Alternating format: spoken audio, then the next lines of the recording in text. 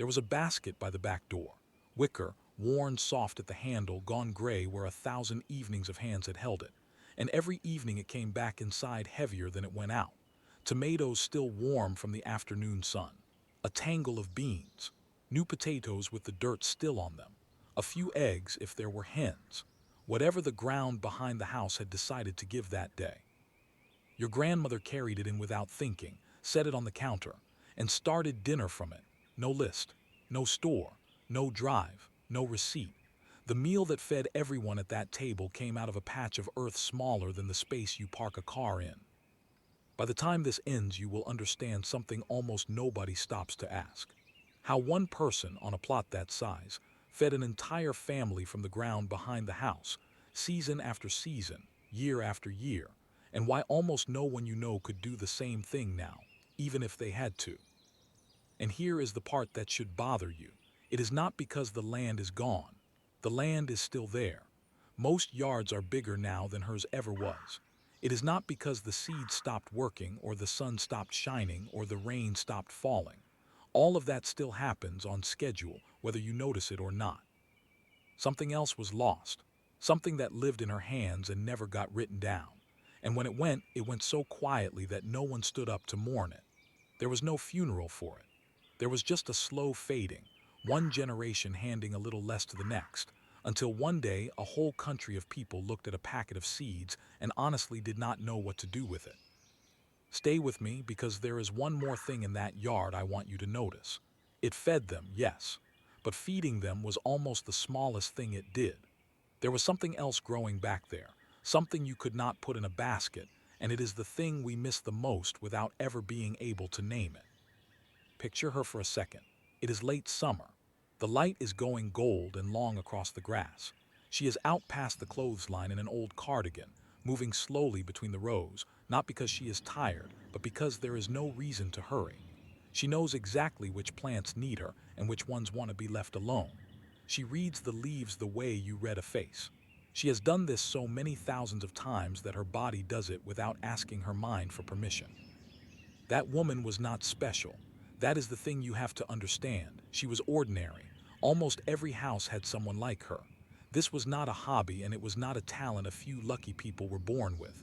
It was simply what people knew, the way you know how to cross a street or send a message on your phone. Common, unremarkable, everywhere. And in the space of about 2 generations, it became rare. Then it became strange. Now it is close to extinct, and the people who still do it are looked at as if they belong to some gentle cult of the past. How does something that everyone knew disappear almost completely in 60 years? That is the real question, not why she could do it, why we cannot. So this is the promise. By the end you will know exactly what she had that you do not, why it slipped away without a fight, what it quietly cost you that no one ever sent you a bill for, and the one part of it you can still get back, starting with a single container and a handful of soil. It begins with the yard itself, because that patch of ground was never really a garden the way we mean the word now. It was something else entirely, and we forgot even what to call it. Walk out to that yard now in your mind and look at it the way she saw it, because you and she were looking at two completely different things. You see a lawn, a rectangle of grass to mow on Sunday, maybe a border of flowers along the fence for color, somewhere to put a table when the weather is good. It is decoration. It is the room outside the house that you keep tidy and mostly do not use. She did not see a lawn. She saw a working thing. A machine almost, except a living one that turned sunlight and rain and a little of her attention into food that appeared on the table 3 times a day. Every part of that yard had a job. The sunny strip along the south wall was for tomatoes because it held the heat into the evening. The cool, damp corner behind the shed grew the greens that would bolt and turn bitter anywhere warmer. The bean poles went where they would not shade the low crops. Nothing was there by accident. Nothing was there just to look nice, though somehow all of it did. There was a memory in that ground, and she carried the whole of it in her head. She knew where the carrots went last year, so she moved them, because carrots in the same soil 2 years running invite trouble up from below. She knew the far bed drained slow after rain and planted it with the things that liked wet feet. She knew that the marigolds by the tomatoes were not for the vase. They were guards. They kept certain insects away, and she had learned that from her own mother, who had learned it from hers. Think about what that actually means. That yard held a library, not on paper, in practice, which plant follows which, what feeds the soil and what strips it bare, when the last frost usually broke and when the first one usually bit, how to read a sky at 4 in the afternoon and know whether to cover the seedlings tonight. None of it was written anywhere. All of it was known. And it fed them across the whole year, not just the easy months. This is the part we forget completely. Summer is simple. Anyone can grow a tomato in July. The genius was in the other 9 months. She grew things that stored. Onions plaited into ropes and hung in the cool dark. Potatoes in sacks under the stairs.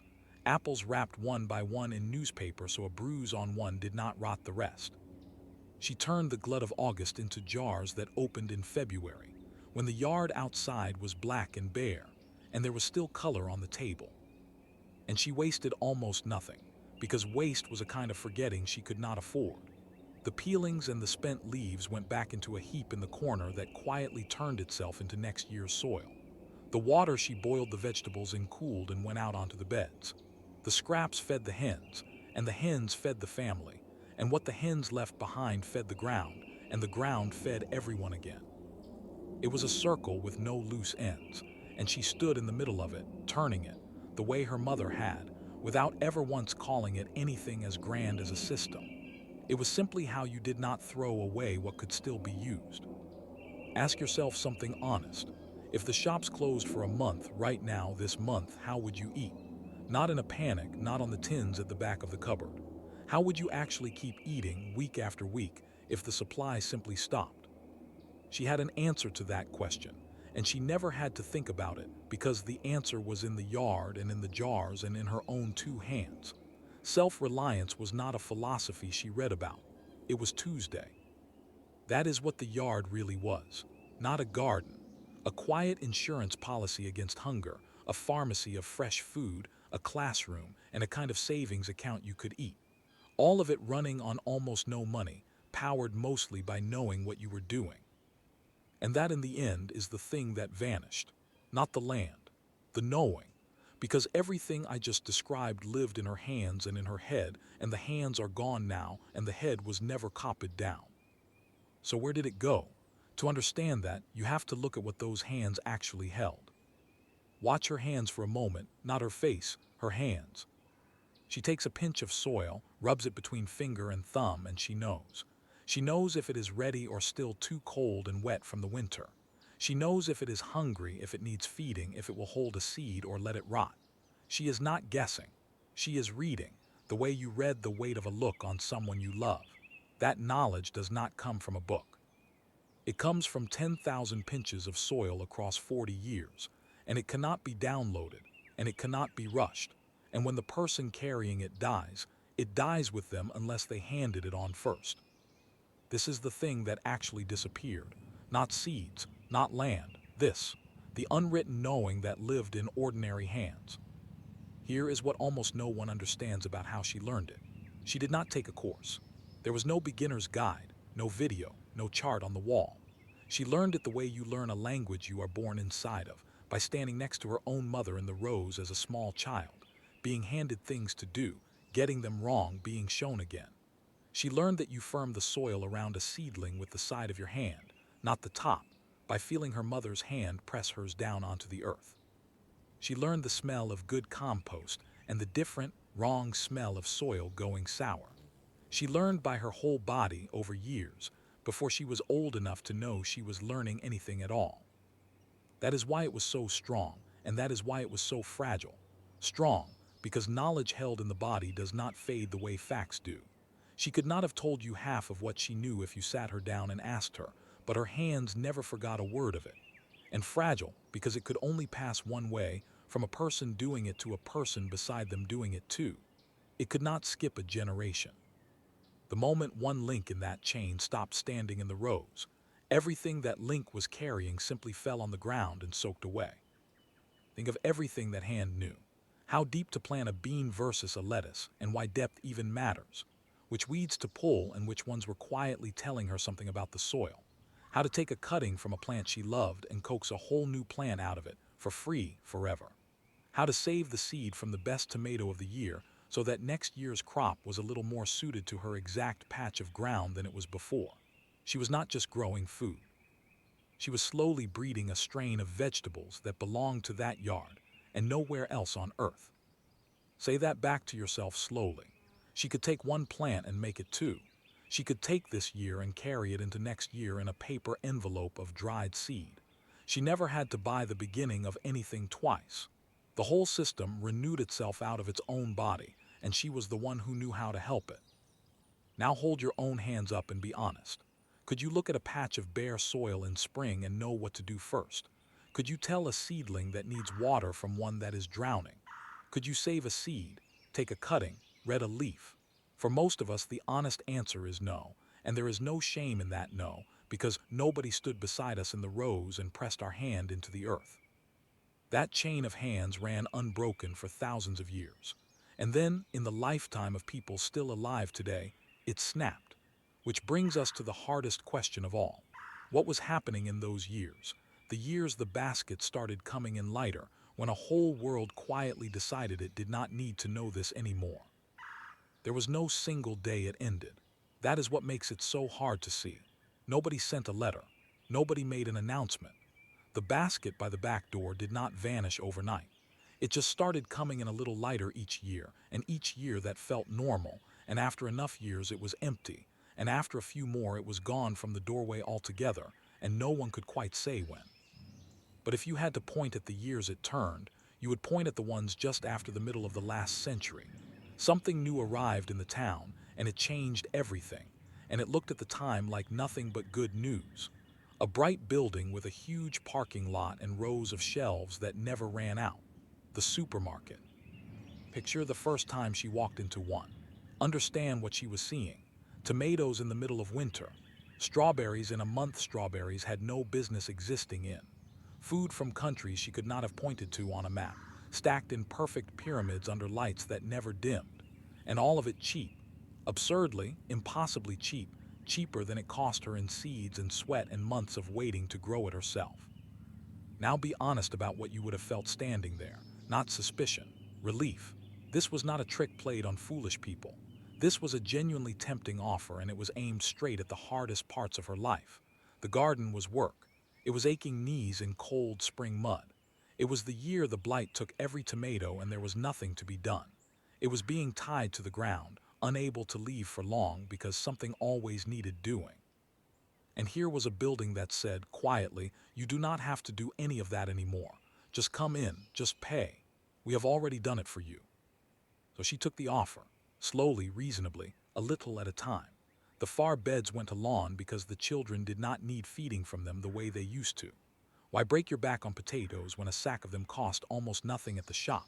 Why can a whole afternoon of tomatoes into jars when the jars sat on a shelf for pennies? Every single one of those choices was sensible. Every one of them saved real effort. And every one of them quietly cut one more thread in the chain. Here is the number that should stop you. In the span of about 2 generations, the share of people who grew a meaningful part of their own food fell from the overwhelming majority to a tiny sliver. Something that had been nearly universal for the entire history of settled people became a niche hobby in the length of a single human life. Nothing about people changed in those 60 years. Only the offer on the table changed. And it was not only the shop. The world sped up around the yard until there was no room left for it. Both parents went out to work. The commute ate the evenings. The television arrived and filled the hours that used to be spent outside past the clothesline. The garden did not lose an argument. It just quietly lost the time it needed to exist, hour by hour, to 100 things that each seemed more urgent. But watch closely what actually happened in that trade, because it is not what it looked like. She thought she was giving up a chore. Only a chore. The mud, the work, the worry, the being tied down. She thought she was handing over the hard part and keeping everything that mattered. She was wrong about that, and so were we. Because the offer was real, and the food was real, and the convenience was real.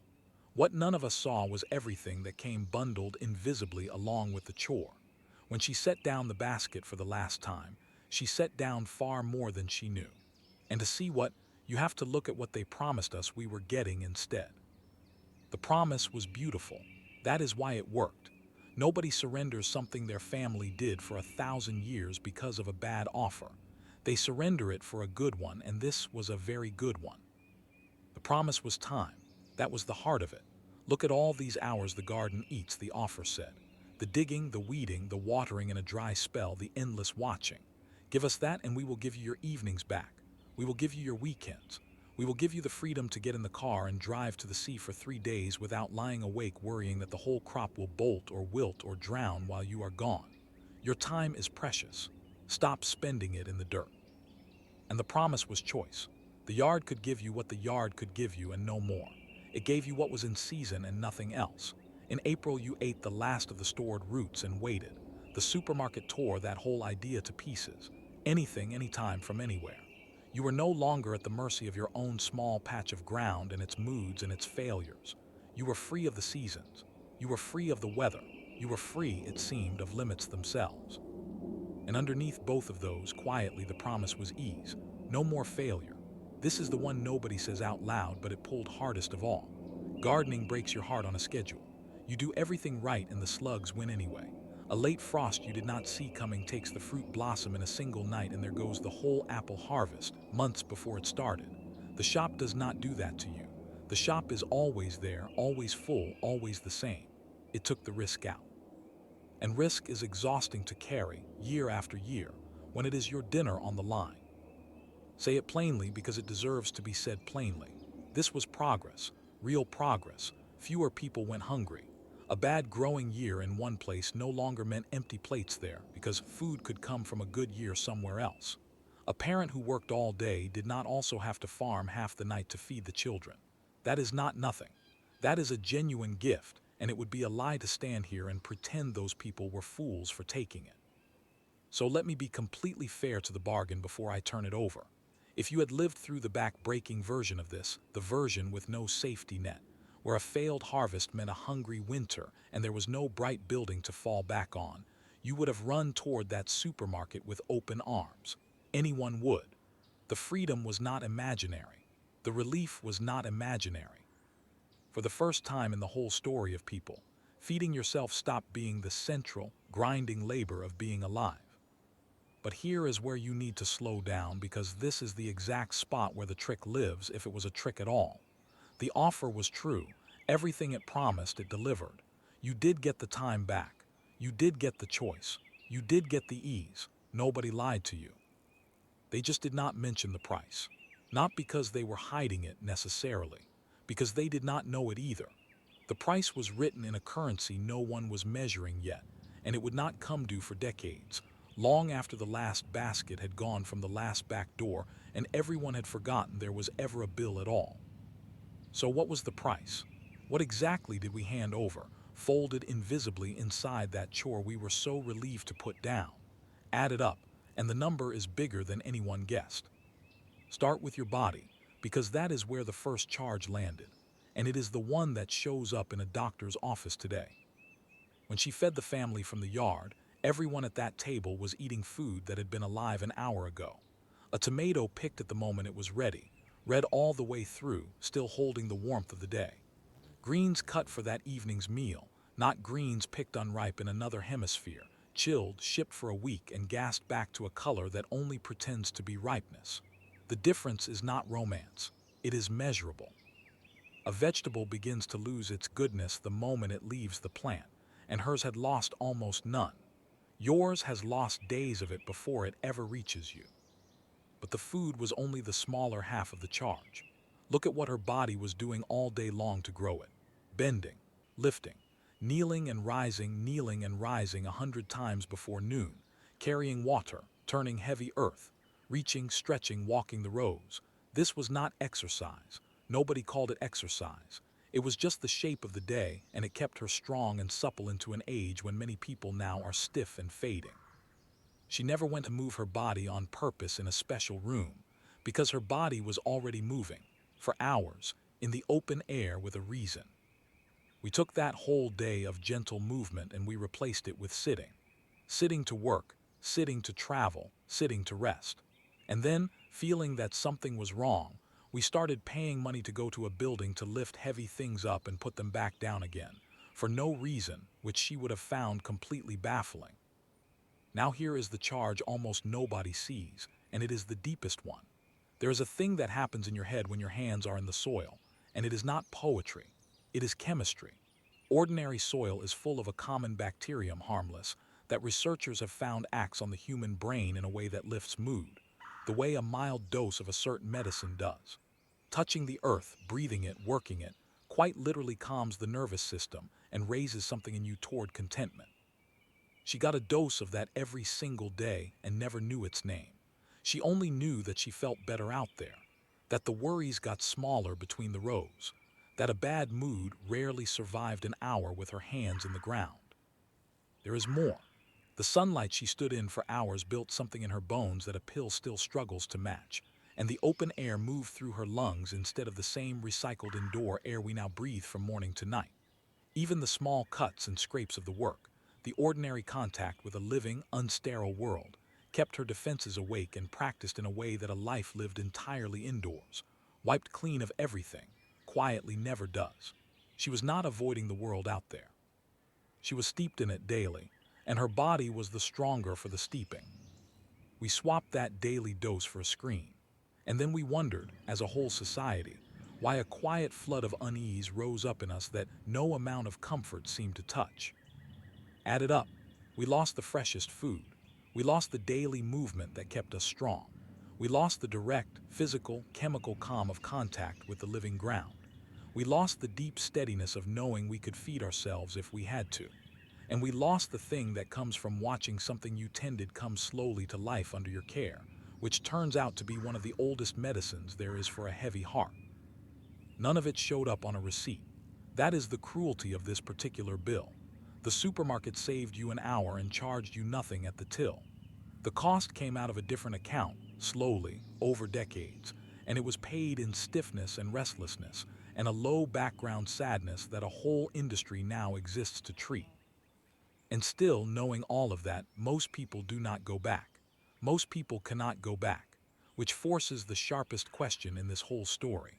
If it was so good for us and the land is still right there outside the door, then why can almost no one do it now? Here is where you expect me to say we are lazy. That people today are soft, that we would rather scroll than sweat, that we simply do not want it enough. That is the easy answer, and it is wrong, and it lets everyone off the hook far too cheaply. The real reason is quieter and much harder to fix. It is not that we will not. It is that we no longer know how, and we no longer believe that we could learn. Remember the chain of hands. Remember that every bit of it passed from a person doing it to a person standing right beside them. Now think about what happens the moment that chain breaks even once. Your grandmother knew, but if she set down the basket while your parent was still a child, then your parent never stood in the rows long enough to catch it. And if your parent never caught it, then there was no one standing beside you when you were small, pressing your hand into the earth. The knowledge did not get watered down across the generations. It fell off a cliff in a single missed handoff, and everything after that handoff grew up in a house where nobody knew, and where not knowing was simply normal. So the barrier is not the work. The barrier is the blank page. Stand a capable, willing person in front of a patch of bare soil in spring, someone who runs a business or raises children or fixes engines, clearly not lazy, and watch what happens. They do not know where to start, not because they are incapable, because no one ever showed them. And the not knowing feels like proof that this is a special skill for special people, rather than what it actually is, which is ordinary knowledge that simply stopped being passed along. And there is a second barrier stacked right on top of the first, and it may be worse. It is what happened to our sense of time. She lived at the speed of the garden. When she put a seed in the ground, she accepted without any struggle at all that she would see nothing for 2 weeks and food for 2 months, and that this was completely fine. Waiting was not a problem to be solved. It was just the nature of the thing. The whole of her life ran at that pace, and so the garden fit inside it without friction. We do not live there anymore. We live in a world engineered to erase waiting. A message crosses the planet in a second. A film appears the instant you want it. A meal arrives at the door in the time it takes to grow bored. We have been trained every single day, thousands of times, to expect the gap between wanting and having to be almost nothing. And then you plant a seed, and it asks you to wait 60 days with nothing to show, and everything in your rewired nervous system screams that something is broken, that this is too slow, that it is not working. Feel how strange that is. The seed has not changed in 10,000 years. It takes exactly as long as it always took. The only thing that changed is us, and the pace we now expect the world to move at. The garden did not get slower. We got faster until the natural speed of a living thing started to feel unbearable. And notice how those two broken things feed each other. Because we cannot bear the weight, we never stay long enough to learn, and because we never learn, the first small failure feels like proof that we were right, that this is not for us, that it does not work. The seedling that damps off, the herbs that dry to sticks on a forgotten sill, and we quietly conclude we do not have the touch, when the truth is we simply stepped away 1 week too soon. She failed constantly too. The difference is that she had nowhere else to get dinner, so she stayed and in staying learned. We have somewhere else to get dinner, so at the first stumble we leave. So it is not laziness. It is a broken chain of knowing and a broken sense of time, and neither of those is a character flaw. They are things that were done to us, mostly without our noticing, and things that, precisely because they were done, can also be undone. But before you can undo them, you have to want it enough. And to want it enough, you have to understand the one thing we still have not named. The thing in the yard that was never really about food at all. Because once you see that, none of the rest of it looks the same again. Go back one last time to the basket at the back door. All this time I have talked about what was in it. The tomatoes, the beans, the eggs, the food on the table. But I told you at the very start there was something else growing back there, something you could never put in a basket, and now it is time to name it. What she really grew in that yard was a certain way of being a person, and it came in 3 parts, and losing it is the wound underneath all the other wounds. The first part was trust in herself, not confidence, which is loud, trust, which is quiet. She knew in her body at the deepest level that if everything else failed, she could still feed the people she loved. That is a kind of steadiness almost no one carries anymore. We are astonishingly capable in narrow ways, able to do things she could never have dreamed of, and at the same time helpless in the oldest way there is, unable to produce a single meal without a long, invisible chain of strangers we have to trust completely and have never met. She could stand on her own 2 feet on her own square of ground. We stand on a web we cannot see and did not weave, and some part of us knows it, and that knowing is a low hum of anxiety that never fully goes quiet. The second part was a right relationship with time, and with the fact that some things cannot be hurried. The garden taught her every day the single lesson the modern world works hardest to make us forget, that the good things are slow, that you cannot rush a tomato or a tree or a child or a grief or a life, and that trying only ruins them. She was not fighting time. She was working with it, hand in hand, planting things she might not see finish, trusting the season to do its part in its own hours. That is a kind of peace. It is the peace of someone who has stopped demanding that the world move at her speed and has agreed, instead, to move at its. And the third part was the plainest and the largest. She was needed by something alive every single day, and it was needed by her, and that exchange never stopped. The seedlings did not care about her age or whether she felt useful or whether the world still had a place for her. They needed water. They needed her. And in giving that, she received the one thing people wither without, which is the sense that their care lands somewhere, that their hands still matter to something that would suffer without them. So many people, especially in the later years, lose exactly that and call the emptiness by other names. She never lost it, because there was always a living thing out past the clothesline waiting for her to show up. There, that is the thing that was never about food. Self-trust, peace with time, and the daily proof that you are still needed. She grew all 3 in that yard without ever once thinking of them as the harvest. She thought she was growing vegetables. She was growing the parts of herself that a person cannot buy in any bright building, at any price, in any season. And that is why getting the vegetables from a shop was never an equal trade, no matter how cheap or how fresh or how convenient. You can buy the food. You cannot buy the being needed. You cannot buy the trust in your own hands. You cannot buy the slow peace of working alongside time instead of against it, which is the whole reason this matters, and the reason I have kept you this long. Because if all of that is still growable, and it is, then the only real question left is how you begin.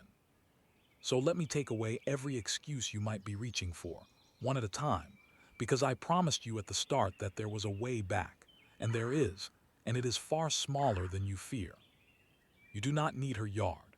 You do not need land or a lawn or even a patch of bare ground. Almost everything I have described can begin in a single container on a windowsill that gets a few hours of light. One pot. That is the entire cost of entry. If you have ever kept a plant alive on a shelf, even badly, you already have the only equipment that matters, which is a place where a living thing can catch the sun. You do not need her knowledge either, and this is the part that should lift a weight off you. Yes, the chain of hands broke, and no one stood beside you in the rows. But the not knowing feels like a locked door, and it is not one. It is just a door nobody opened for you yet. You will learn the way she learned, by doing one small thing and watching what happens, except you get to skip the hardest part, because you do not have to feed anyone from it while you learn. You get to be a beginner with nothing at stake. She rarely had that luxury. So here is the whole of it. Take one pot, fill it with soil, and plant one thing you will actually eat. Not a flower, not something ornamental you will forget about. Something you will taste. A few leaves of salad.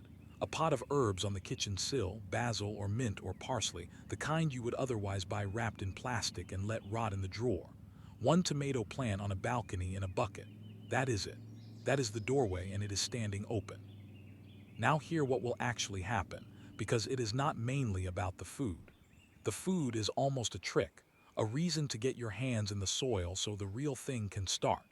You will put a seed in the dark and cover it over. And then, one ordinary morning, days later, when you have half forgotten it, you will glance at the pot, and there will be a tiny green loop pushing up out of the ground. A thing that was not alive as food a week ago and now is. And something will move in your chest that you were not expecting and cannot quite explain. That feeling is not new. That is the exact feeling she had, 10,000 times, standing in her rows.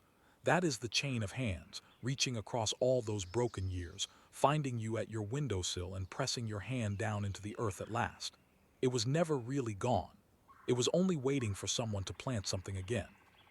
And you will feel the other things start to return quietly, without any effort on your part. You will find yourself checking on it, needed by it. You will find yourself slowing to its pace, because you have no choice, and discovering that the slowing is a relief and not a chore. You will feel, in a small first way, the return of that oldest steadiness, the knowledge that you can coax food out of the ground with your own two hands, that you are not entirely at the mercy of the invisible web after all. One pot will not feed your family. That is not the point, and it never was. The point is that the door you thought was bricked shut, the door your grandmother walked through without thinking every single day of her life, is still there, and it still opens, and it opens for the price of a handful of soil and the willingness to wait. So there is only one thing left to say, and it takes us right back to where we started, to a basket by a back door, and a woman coming in from the yard in the failing gold light. It is evening again. The light is going long and gold across the grass, the way it did at the very beginning, the way it has every evening since long before any of us were here to watch it. And there is the basket by the back door. Wicker, worn soft at the handle, gray where 1,000 evenings of hands have held it. You have been looking at it this whole time thinking it belonged to the past, to her, to a world that closed its doors and will not open them again. But look at it once more honestly, and you will see it was never really about her at all. That basket was never just holding vegetables. You know that now. It was holding a way of standing in the world. It was proof, carried in from the yard every single evening, that a person can meet one of their oldest and deepest needs with their own hands, in their own small patch of ground, at the patient speed of living things. It held her food, yes, but it also held her steadiness, and her peace with time, and the daily quiet certainty that she was still needed by something that would not have made it without her. We set that basket down, not out of foolishness. We set it down for real gifts, for time and ease and freedom from failure, and those gifts were real, and I will not pretend otherwise. But we did not read the whole of the price, because the whole of the price was written in a language none of us had learned yet, and it came due slowly, in stiffness and restlessness, and a low sadness we still cannot quite name. Here is what almost no one tells you, though. The basket is still by the door. It never actually left. It got smaller and lighter and finally empty, and we walked past it for 60 years as if it were only a relic of somebody else's life. But an empty basket is not a closed door. An empty basket is an invitation. It is a thing waiting to be filled again, and it does not care in the slightest how many years it sat there empty, or that no one taught you, or that you are starting far later than she did. The ground does not check your age. The seed does not ask why you waited. They only ask that you begin. So begin, not with a farm, not with her whole lost world rebuilt in an afternoon, because that would crush you before you started, and it was never the point. Begin with one pot on one sill, and one thing you will actually eat, and the willingness to wait a few weeks for a small green loop to break the surface and undo, in a single quiet morning, 60 years of forgetting. Because the truth underneath this whole story is simpler than all of it. She was not special. She was just holding a door open. And the astonishing thing, the thing worth carrying with you out of everything I have said tonight, is that it is still open, and it was always open, and it was only ever waiting for you to walk back through. The basket was never really about the food. It was about knowing you could still fill it.